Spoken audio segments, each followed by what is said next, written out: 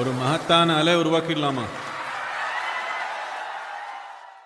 About when you and your wife, everybody was constructing the Dhyanalingam, and you talk about how the thread of life or the grasp of life, something to that effect, became very fragile when she could not hold on to it and she passed away. What exactly did you mean by that?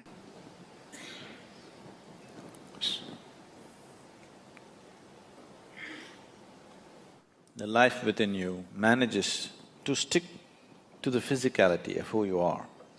Physicality is something that you gathered. It is not you, it is material. It is just a piece of this planet. What you gathered from the planet, if it has to stick to the life that you are, you must be in a certain level of reverberance. If you drop an intensity below a certain point, you can't hold it.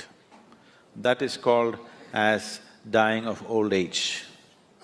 If you have seen anybody close up who are dying of old age, you will see his eyes become feeble, life becomes feeble.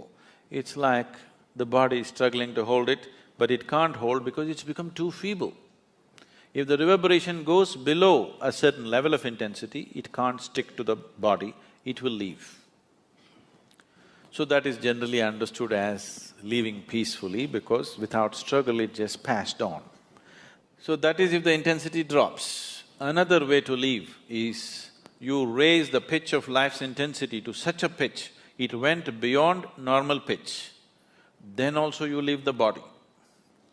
So spiritual sadhana is trying to get the pitch of your life to the highest point, because only if the intensity of life is high, it's like the voltage is high, that's why the lights are bright. If your voltage is low, the lights will be dim, your awareness will be dim, your perception will be dim, all you will know is just survival process. So you want to pitch it up. So when you pitch it up beyond a certain point, there is always a danger that you will slip out. So we will fix certain things. We will fix certain things when a spiritual aspirant is progressing with a certain rapidity, we will fix the body in a certain way so that that cannot happen. If there is metal and certain strategic places in your body, you will not accidentally leave your body. So when you do spiritual sadhana, when we notice somebody is becoming very intense, first thing is, I will gift them a simple copper ring, which they must wear. They must wear and they cannot remove without permission. Because if this simple metal is on the ring finger, when they get into certain states of exuberance, by accident they will not slip out of the body. So she got into such exuberant states. Naturally, certain little bit of jewelry things were there. These things were never discussed till that point. The many things I refuse to discuss because devices will work well only when people do not know how it works. So we just put it on people, we never explain. But when this situation happened, I had to explain what happened. She sat there on a full moon day evening with everybody. There were people around, and after 5 minutes, it is in the shrine, she got up and went. My eyes are closed, I knew she got up.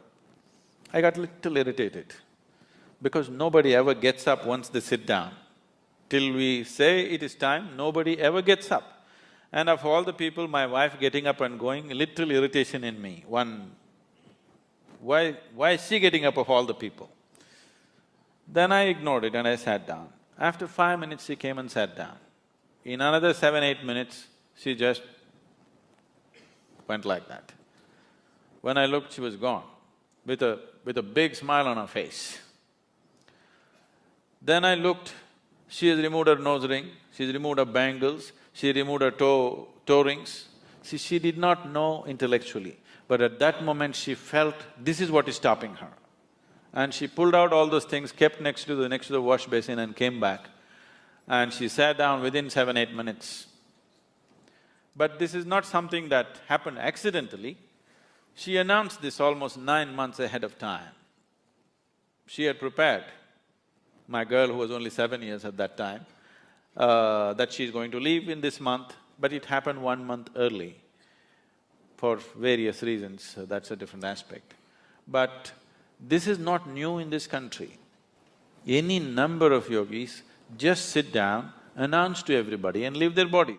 She was not somebody who was steeped in spiritual sadhana. She's just a very alive, she's either up or down, you know. She's either absolutely exuberant or down. She doesn't know the in-between. She's not somebody whom you would consider a yogi or established in sadhana, nothing like that. She's a very exuberant person, and that's all it takes. That you're alive, that's all it takes. It's not that you know this or that, you're just 100% alive. That's the only qualification you need. And she started working towards it, she announced it 9 months ahead, we tried to sabotage it in so many ways to slow it down, but it went the way it went.